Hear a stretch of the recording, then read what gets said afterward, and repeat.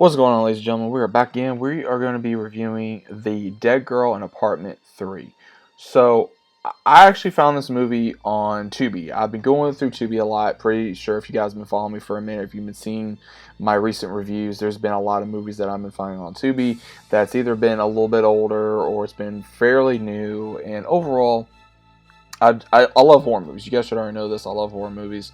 And for this one, I kind of wanted to watch something that was kind of out of the ordinary. Now, this one is, I really don't know what to say. I kind of want to say this movie was a one and done for me. And the reason why I say it's a one and done for me is you start off the movie by meeting this character who is living with a roommate, and the character's name is Laura. So when Laura finds her roommate dead out of nowhere, there's no explanation on how or why her roommate's dead. She calls the cops, she goes through everything, and then we find out, she has an ex-boyfriend, and then, there's the cop that's taking a liking to her, and then she's taking somewhat of a liking to the cop, and the cop that is trying to figure out what's going on. So you're trying to figure out in the entire movie what exactly caused this girl's death. Like, we don't know, as an audience, we don't know what caused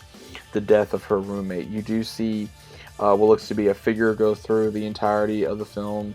You see someone behind her in the film. You see, you hear different noises, and again, you're trying to figure out what exactly caused this girl's death, because we really don't get an answer until, I would say, the very end of the film.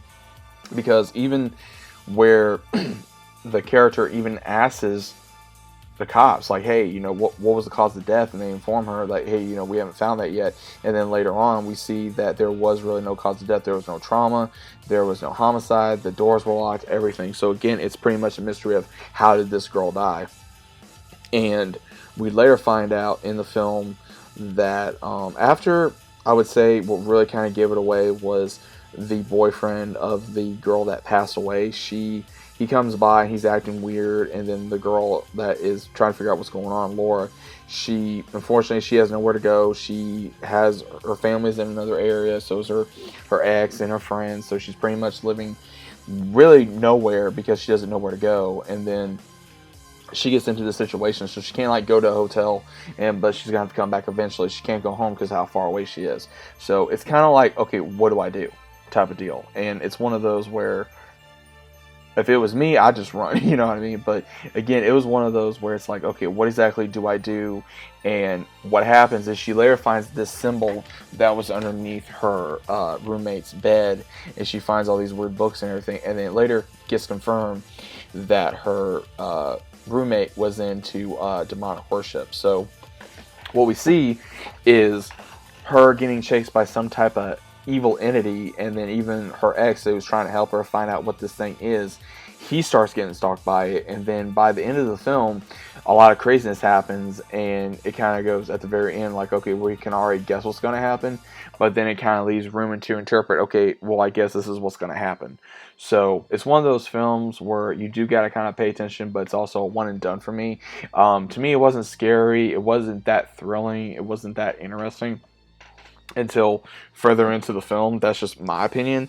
So overall, guys, I mean, you can go check it out and get your own type of opinion of the film and see if it was good or bad or horrible or whatever have you.